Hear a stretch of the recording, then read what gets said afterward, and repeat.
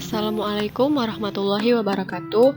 Nama saya Yuni Pratiwi Subagio dari IKM 9 semester 3 Fakultas Kesehatan Masyarakat Universitas Islam Negeri Sumatera Utara.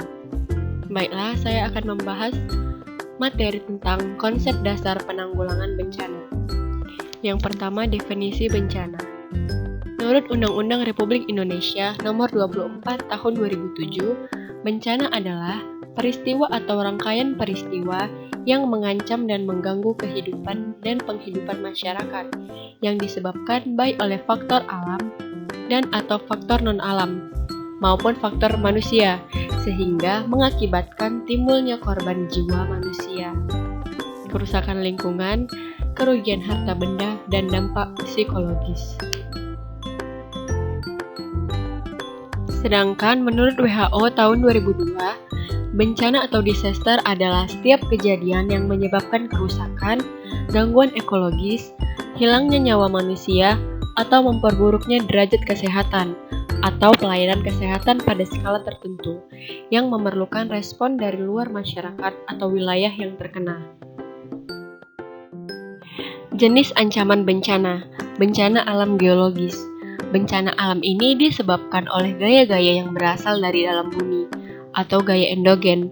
Termasuk dalam bencana alam geologis adalah gempa bumi, letusan gunung berapi, dan tsunami. Tsunami adalah ombak yang sangat besar yang menyapu daratan akibat adanya gempa bumi di laut, tumbukan benda besar atau cepat di laut, angin ribut, dan lain sebagainya. Pemanasan global atau global warming adalah adanya proses peningkatan suhu rata-rata atmosfer, laut, dan daratan bumi.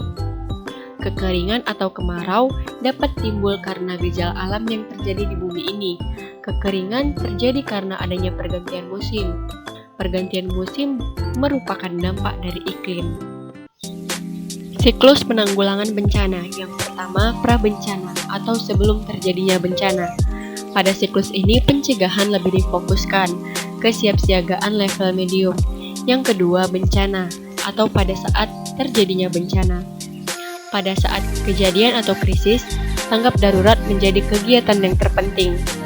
Yang ketiga adalah prabencana atau setelah terjadinya bencana. Pada siklus ini, pemulihan dan rekonstruksi menjadi proses terpenting setelah terjadinya bencana. Kegiatan-kegiatan manajemen bencana. Yang pertama, pencegahan. Yang kedua, mitigasi bencana. Yang ketiga, kesiapsiagaan. Yang keempat, peringatan dini.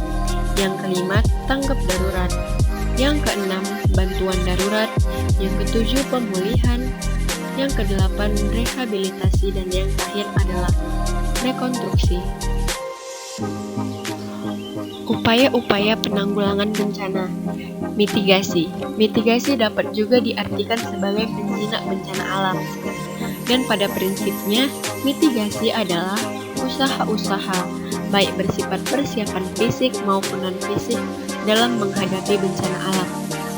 Persiapan fisik dapat berupa penataan ruang kawasan bencana dan kode bangunan, sedangkan persiapan non-fisik dapat berupa pendidikan tentang bencana alam. Adapun langkah-langkahnya, yang pertama, menempatkan korban di suatu tempat yang aman, membuat tim penanggulangan bencana, memberikan penyuluhan-penyuluhan. Yang keempat atau terakhir, merelokasi korban secara bertahap. Sedangkan upaya-upaya pencegahan bencana alam yaitu yang pertama, membuat pos peringatan.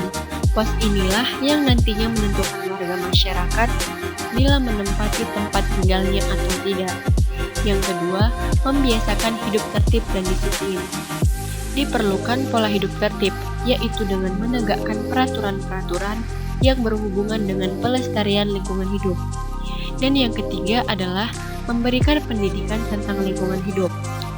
Faktor ini telah dipertegas dalam konferensi dunia tentang langkah pengurangan bencana alam yang diselenggarakan lebih dari 1 dasawarsa silam, yaitu pada tanggal 23 sampai 27 Mei pada tahun 1994 di Yokohama, Jepang. Sekian video pembelajaran saya tentang konsep dasar penanggulangan bencana. Semoga video ini bermanfaat. Wassalamualaikum warahmatullahi wabarakatuh.